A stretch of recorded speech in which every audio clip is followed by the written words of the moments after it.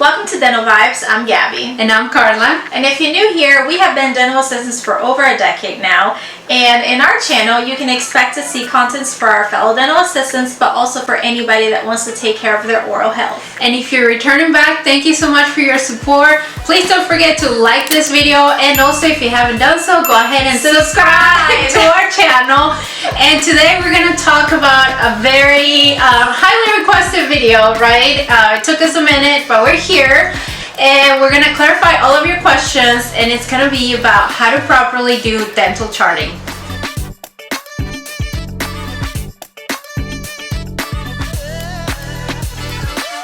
Hey everyone, don't forget to also watch our videos part 1 and part 2 on dental charting. We're going to leave the links below in the description box, so go ahead and check them out.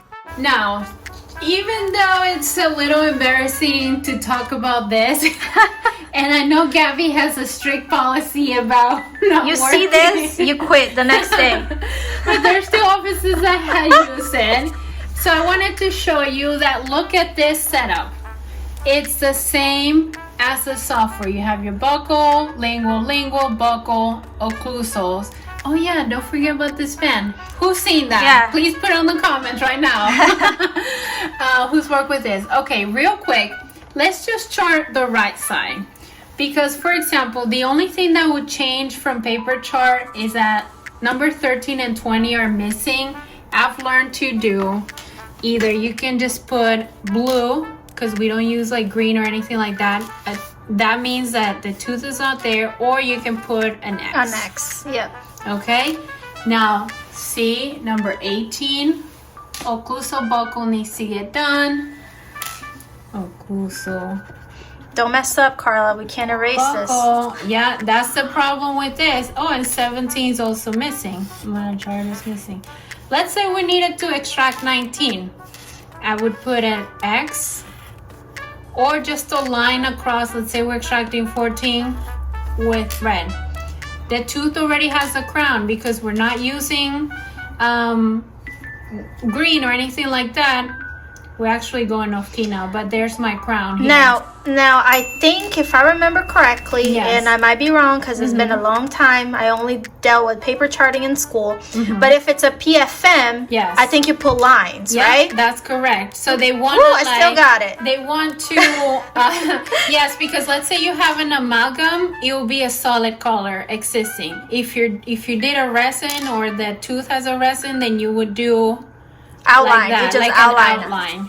So they want to differentiate between metals, is that it's crossed out or filled in, and then resins, or just a porcelain crown, it would be just the outline.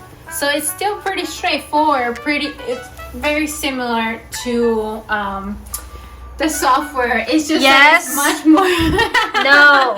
much more easy. Yes. To do software, you can delete, change things, update it, and instead of this, like if I mess up, I would have to with the paper. I don't even know, like erase it. You have to throw this out. I have a question. Yeah. So let's say we're working with this beauty here, Yes. and you're doing a treatment plan. Yes. Do you just know all the codes by heart, or do you have to have the book next to you to write down right here the codes? So in here, you see they just have the date, tooth number, and surface. You write out the surface. So, I mean the service. So it would be like resin, crown. No, that But would you be still need the codes. You would have to. This is how it becomes problematic and extra work, because then you have to give this to the people, the team in the front desk, and they'll have to input it somewhere. Right. And they'll have to know Find out the codes. They'll have to be able to also learn how to read this. Too much work, guys. You see? It's a lot of All work. the codes are there. It's easier. Everything is there. All the Yeah. prices there. It's just Yeah. so much easier. Yeah.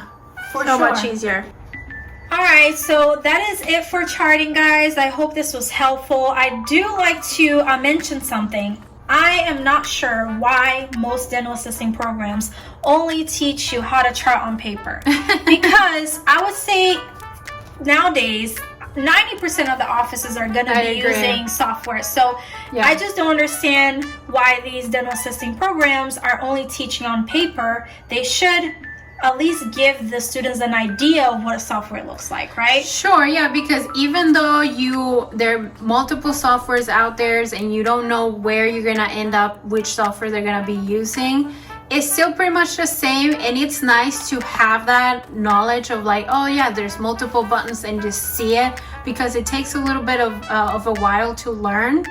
And you know, paper charting is definitely gonna become more obsolete as the years go by, and it should have been already eradicated because it's a mess. Not to mention the risk of infection control issues with handling paper charts in the rooms, etc., etc.